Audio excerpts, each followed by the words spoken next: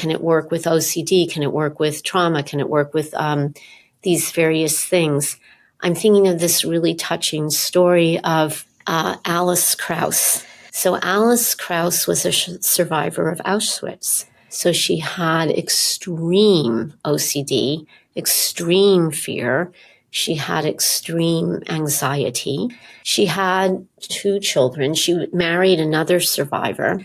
And her children, who loved her, nevertheless had grown up in a lot of fear because she didn't want them climbing a tree because they might fall. She didn't want them like playing in puddles in the cold because they might get a cold. She was just very, very protective. And her son had been doing breathwork with me, and he had been a drug addict before he came to do breathwork. And he used the breathing to process a lot of the things, the rage, the fear, the anxiety that was underlying his addiction, plus just to rewire that there were other forms of pleasure other than drugs that the breathing was able to bring to him. So it was very effective. And he really wanted his mother to come do this because she had never gone to therapy and she'd never been willing to talk about her experience at Auschwitz.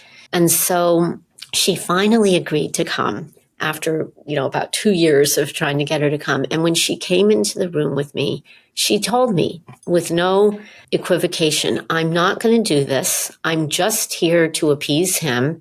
We're just going to sit here. Nothing's going to happen. And then I'm going to leave, but he'll be satisfied. So I said, okay, that's fine. So we would talk. And we'd talk about her son because she loved him. And every time she said something about him that I also really appreciated about him, I'd say, Alice, that's so beautiful. I love that about Ron too. Could we just pause here for a moment so I could just breathe and just kind of take that in? And so I'd breathe a deep breath or breathe deeply 2 or 3 times. And after the mirror neurons started going, it's that deeper language than words.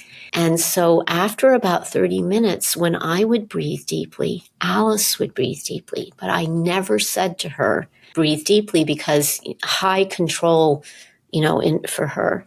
And then after a while, she asked me to share a little bit about my own suffering. And when I would share something, she would breathe deeply. And then all of a sudden, there just came this point about an hour into it when Alice Krauss told me the story of her survival in Auschwitz. And we were together for another 2 hours. And it's one of the most sacred moments of my whole life. And when Ron came up the stairs and into the room, he said the room was just glowing.